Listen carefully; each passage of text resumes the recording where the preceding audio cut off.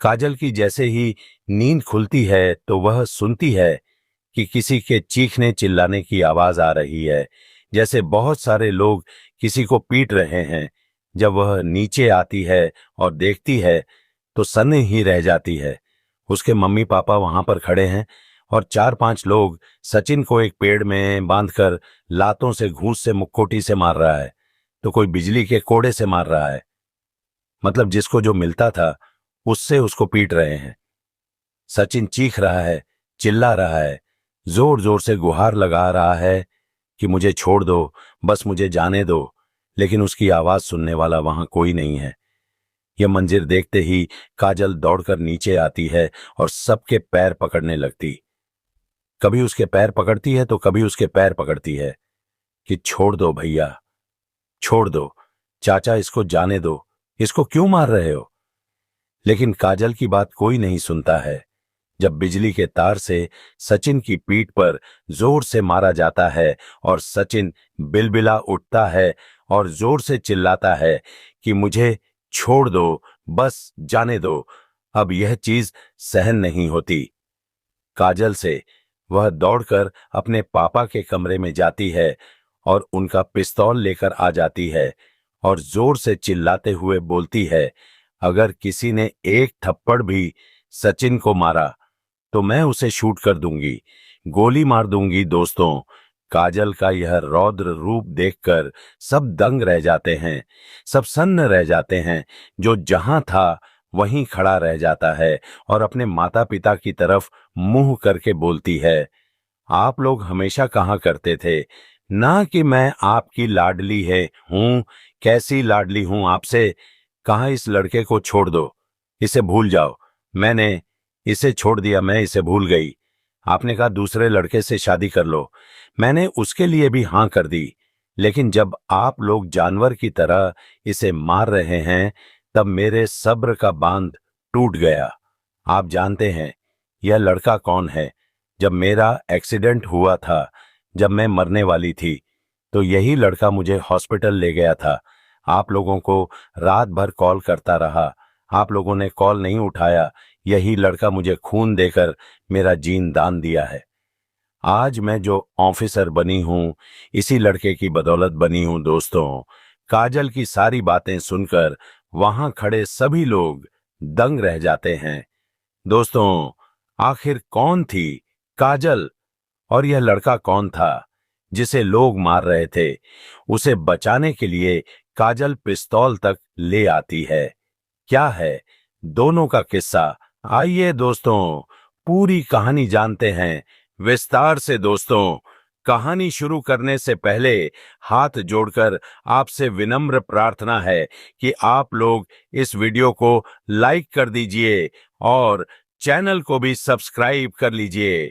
आइए दोस्तों चलते हैं कहानी की ओर। दोस्तों, यह कहानी शुरू होती है उत्तर प्रदेश राज्य की राजधानी लखनऊ से। दोस्तों, एक काजल नाम की बला की खूबसूरत लड़की थी। उसका ग्रेजुएशन कंप्लीट हो गया था। उसके पिता आगरा में एक प्राइवेट कंपनी में नौकरी करते थे, वहां एक इंजीनियर थे। काजल पढ़ने लिखने में बहुत ही होशियार थी और वह दिल्ली जाकर यूपीएसएससी की तैयारी करना चाहती थी। लेकिन माता पिता की इकलौती संतान होने के कारण उसके माता पिता उसे इतनी दूर भेजने के लिए तैयार नहीं होते हैं। जब काजल अपने माता पिता को बताती है कि उसे अधिकारी बनने का बहुत ही शौक है, अफसर बनने का बहुत शौक है, उसे आगे पढ़ना है, तो थक हार कर उसके माता पिता उसे नजदीक पढ़ाई करने के लिए कहते हैं। वह किसी भी कीमत पर उसे दिल्ली भेजने के लिए तैयार नहीं थे। काजल को भी समझौता करना पड़ता है और वह प्रयागराज आ जाती है। प्रयागराज में आकर वह एक कोचिंग में ज्वाइन कर लेती है और पीसीएस की तैयारी करने लगती है। अब यूपीएस का सपना छोड़कर वह पीसीएस की तैयारी करने लगती है, यानी कि यूपी पीसीएस की। दोस्तों, काजल अपने माँ बाप की इकलौती संतान थी। उसके पिता आगरा में इंजीनियर थे, अच्छा खासा पेमेंट मिलता था। इसलिए काजल को भी वह खूब पैसा भेजा करते थे। काजल अपने माँ बाप की लाडली बेटी थी। जो भी वह बोलती थी उसके माता पिता उसे देते थे। जितना पैसा वह बोलती थी माता पिता उसे भेज देते थे। अब दोस्तों, जब बच्चे को जरूरत से ज्यादा पैसा मिलने लगता है ना तो उसके कदम भागने लगते हैं।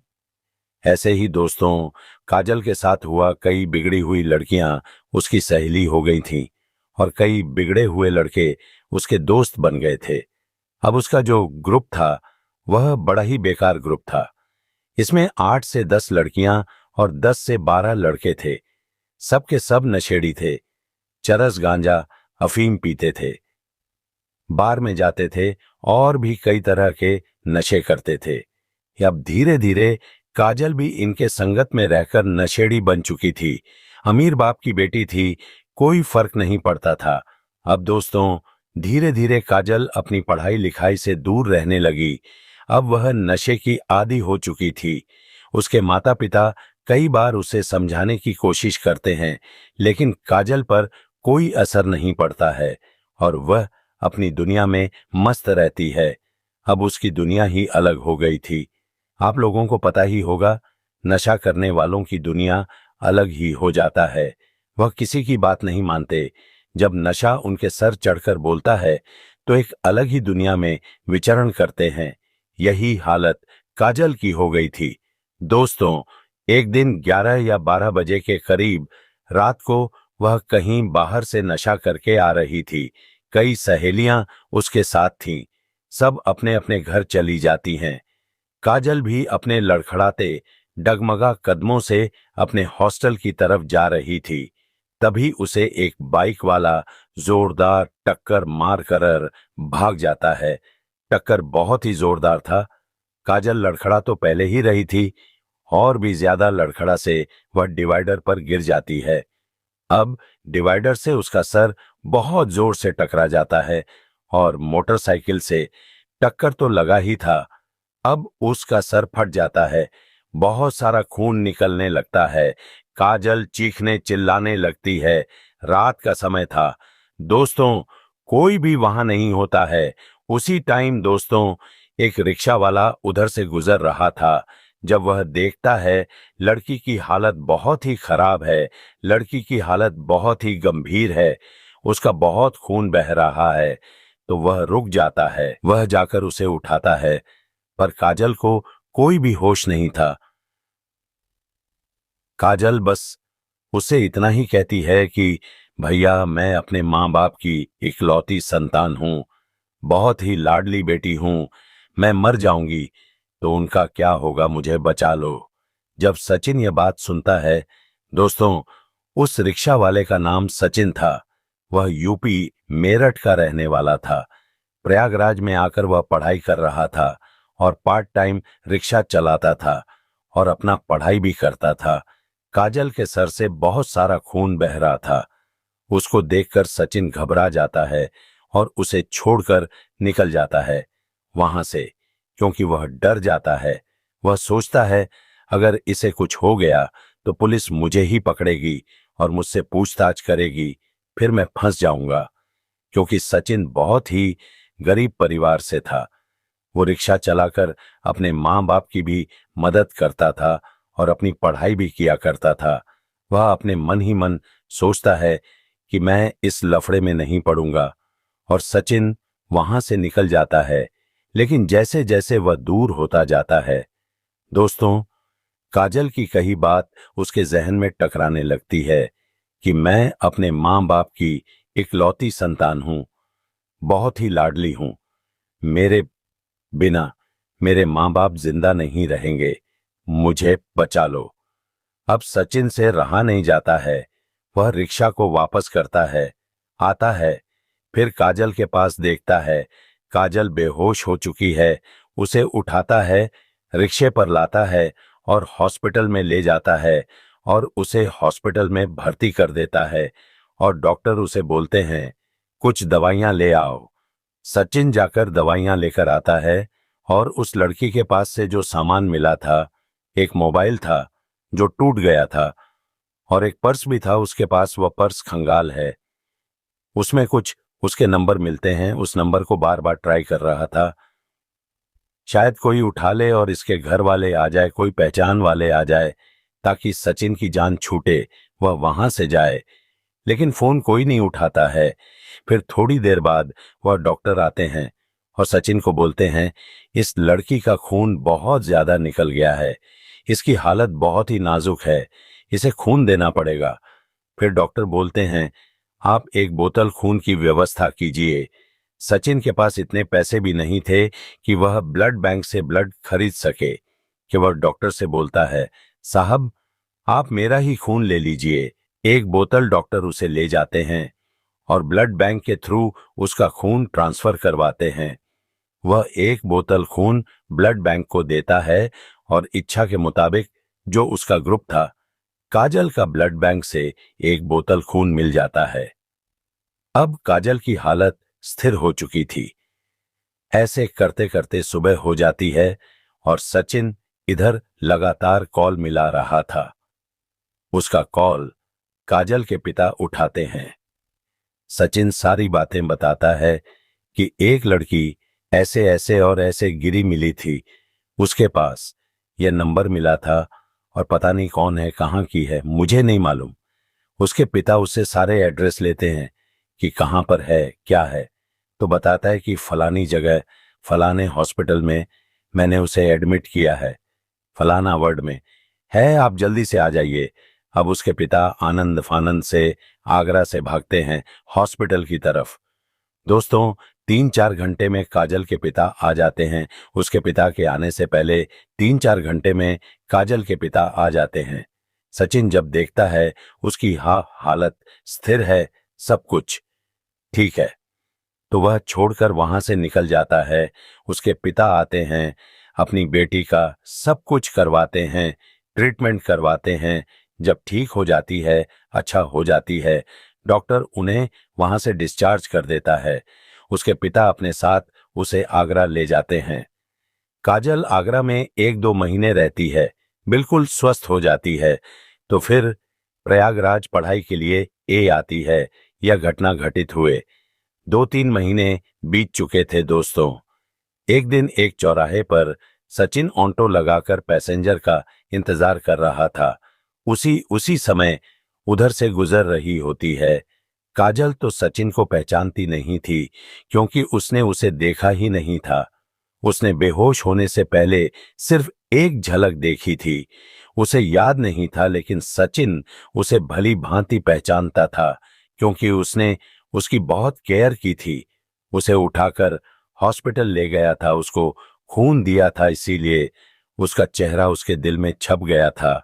जैसे वो काजल को जाते हुए देखता है, सचिन दौड़कर उसके पास जाता है और बोलता है, मैडम आप कैसी हो?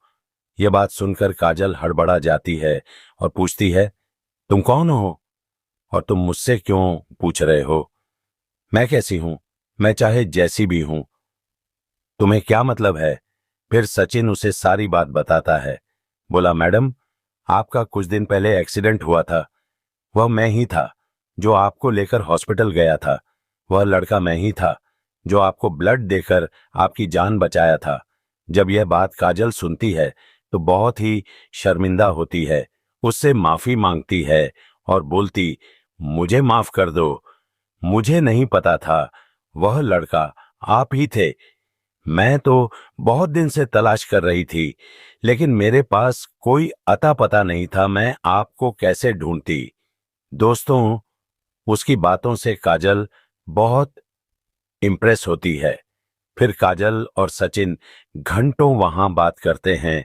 काजल अपने बारे में पूरी बात बताती है, सचिन भी अपने बारे में पूरी बात बताता है कि मैं मेरठ से हूं, मैं बहुत गरीब घर से हूं, मेरे पापा मजदूरी करते हैं, हमें पढ़ाने में सक्षम नहीं थे, तो मैं यहां से प्रयागराज आ गया, यही ऑटो चलाता हूं, रिक्शा चलाता हूं और जो कमाई होती है अपने घर भी भेजता हूं, मैं अपना भी मैनेज करता हूं और पढ़ाई भी करता हूं। यह सुनकर काजल बहुत खुश होती है। काजल फिर अपने बारे में बताती है कि मेरा घर आगरा है, मेरे पिता एक प्राइवेट कंपनी में इंजीनियर है। मैं यहाँ पढ़ाई करती हूँ और यूपीपीसीएस की तैयारी करती हूँ। फिर दोनों एक दूसरे का नंबर ले लेते हैं। नंबर का आदान प्रदान हो जाता है। काजल बहुत इम्प्रेस हुई थी क्योंकि वह उसकी जान बचा था। अगर वो लड़का नहीं होता तो काजल की जान भी नहीं बचती। अब दोनों में थोड़ी थोड़ी बातचीत होने लगती है और यह बातचीत दोस्ती में बदल जाती है। काजल कभी कभार सचिन से मिला करती थी। जब धीरे धीरे सचिन को जब यह पता चलता है कि काजल नशे की आदी हो चुकी है, एक नशेड़ी बन चुकी है, तो सचिन उसे बहुत समझाता है कि तुम अपने माँ बाप की इकलौती लाडली बेटी हो। तुम्हारे माँ बाप तुमसे बहुत ही अरमान रखे हुए हैं। ये तुम्हें शोभा नहीं देता। तुम अच्छे घर की हो, संस्कारी परिवार से हो। तुम्हें नशा करना शोभा नहीं देता। तुम आवारा दोस्तों का साथ छोड़ दो, अपनी पढ़ाई पर ध्यान दो। तुम्हारे माता पिता बहुत ही शौक से, बहुत ही अरमान से तुम्हें पढ़ने के लिए यहां भेजे हैं। तुम पढ़ाई करो, अपने माँ बाप का सपना को साकार करो, उनके साथ गद्दारी मत करो, उन्हें धोखा मत दो। ये बातें काजल को चुभ जाती हैं और बहुत ही अच्छा लगता है। वह सचिन से मन ही मन प्यार करने लगी थी। अब धीरे धीरे काजल की सारी नशे वाली आदतें छूटने लगती हैं। अब वह आम लड़की बन चुकी थी।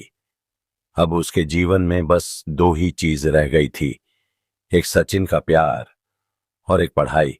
दोस्तों, एक दिन काजल फैसला करती है कि वह अपने प्यार का इजहार सचिन से कर देगी, लेकिन फिर कुछ सोचकर रुक जाती है क्योंकि 1-2 महीने बाद ही उसका यूपीपीसीएस का एग्जाम था। वह मन ही मन सोच रही थी कि अगर पीसीएस का एग्जाम अच्छा चला जाता है तो मैं सचिन से प्यार का इजहार करूंगी। दोस्तों, वह दिन भी आता है जब एग्जाम होता है। एग्जाम उसका बहुत ही अच्छा होता है।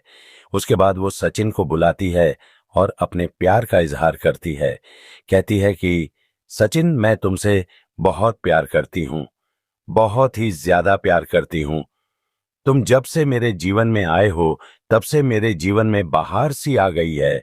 अगर तुम ना होते तो मैं जिंदा भी ना रहती और आज मैं इस लायक भी नहीं रहती, ना मैं पढ़ाई कर पाती।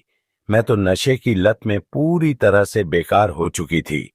सचिन उसे समझाता है कि काजल, दोस्ती तक तो ठीक है, लेकिन यार, प्यार के चक्कर में मैं नहीं पड़ता क्योंकि मैं बहुत गरीब घर से हूं और तुम बहुत अमीर घर से हो। हमारी जोड़ी नहीं निभगी। काजल बोलती है, मेरा एग्जाम बहुत ही अच्छा गया है। मैं पीसीएस ऑफिसर बन जाऊंगी। मेरा एसडीएम बनने का शौक है। मैं एसडीएम बन जाऊंगी तो तुम्हें मैं खुश रखूंगी। सचिन उसको कई तरह समझाता है, लेकिन काजल नहीं मानती है। अब धीरे धीरे सचिन का दिल भी पिघलने लगता है और काजल से वह भी प्यार कर बैठता है। दोनों का प्यार अब धीरे धीरे आगे बढ़ता है। दोनों बहुत ही खुश थे अपने जीवन में। इधर दोस्तों, काजल का रिजल्ट भी आ जाता है और वह एसडीए में पास हो जाती है। अब दोस्तों, ट्रेनिंग में जाने वाली थी, तब तक कुछ दिन के लिए वह छुट्टी जाती है। जब वह घर पहुंचती है तो उसके माता पिता बहुत ही खुश होते हैं।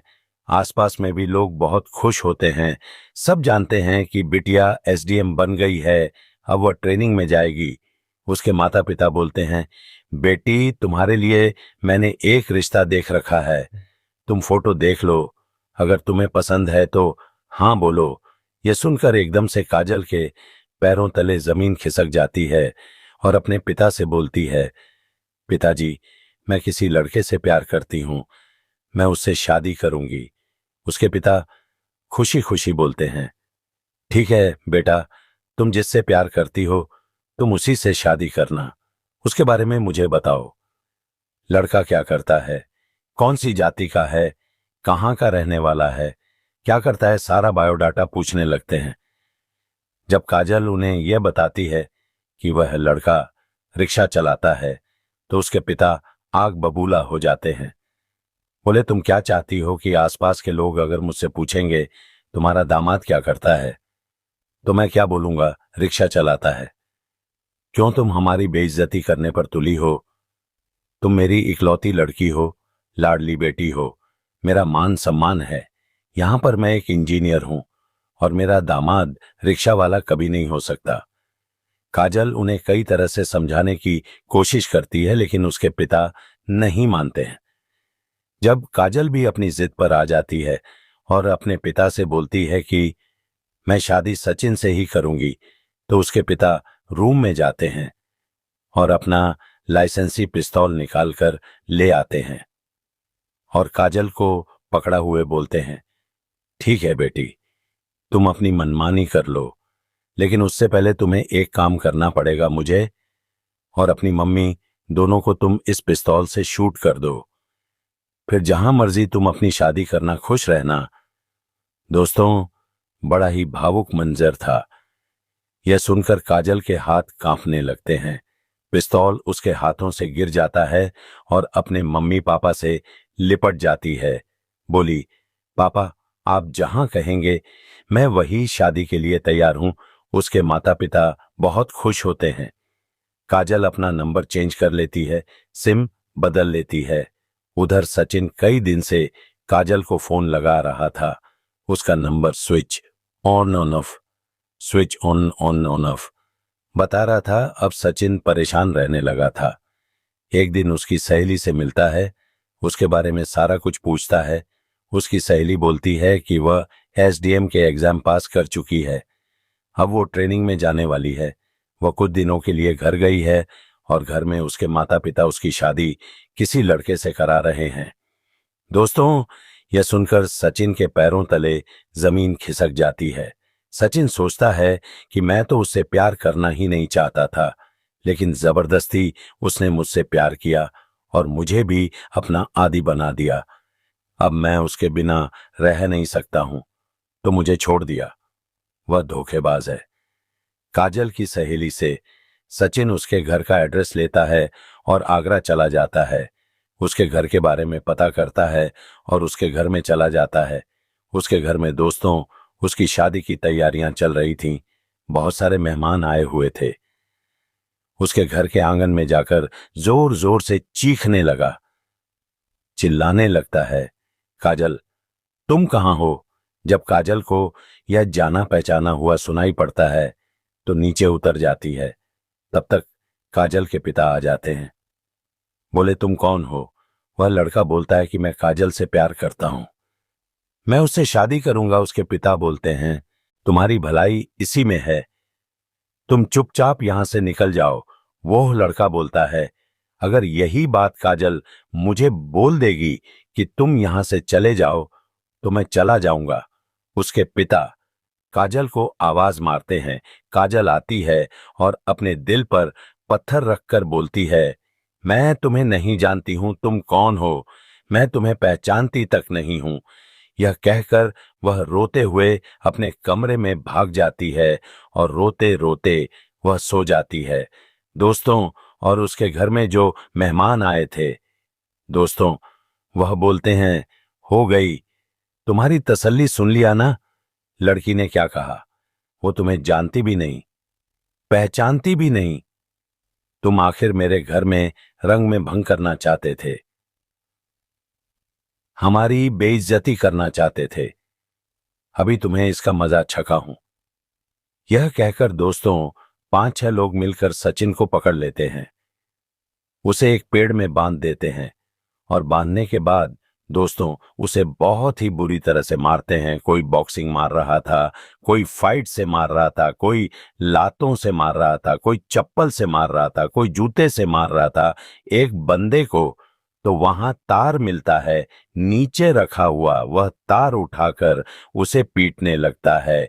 अब दोस्तों, आप समझ रहे थे कि बिजली के तार से कितनी चोट आई है। दोस्तों, जहां भी तार पड़ता था वह चीखने चिल्लाने लगता था, एकदम दया की भीख मांगने लगता था कि मुझे छोड़ दो, बस मुझे जाने दो। लेकिन किसी को भी उसे पर तरस नहीं आता दोस्तों, और उसे मारते चले जाते हैं। सचिन जोर जोर से चीख रहा था। कभी कभी काजल को भद्दी भद्दी बातें भी बोल रहा था। काजल, मैं पहले ही बोलता था कि तुम गद्दार हो। मैं तुमसे प्यार नहीं करना चाहता। तुम अमीर घर की हो, मैं गरीब घर का हूं, लेकिन तुमने जबरदस्ती से प्यार किया और आज मेरी यह हालत करवा रही हो। भगवान तुझे कभी माफ नहीं करेगा। यह बोलता जा रहा था और दोस्तों चीखता भी जा रहा था। जब उसकी चीख काजल के कानों में पड़ती है, वह नींद से जाग जाती है और सोने की कोशिश करती है, क्योंकि वह सोच रही थी कि सचिन चला गया होगा। लेकिन जैसे ही वह 2 मंजिला से देखती है कि सचिन को बांधकर लोग बुरी तरह से पीट रहे हैं, अब काजल के सब्र का बांध टूट जाता है। वह दौड़ती हुई आती है और पैरों में गिर जाती है और सबसे कहती है, इसे माफ कर दो चाचा, इसकी गलती नहीं, माफ कर दो भैया, इसे जाने दो, इसने आपका क्या बिगाड़ा है। लेकिन कोई बात नहीं सुन रहा था।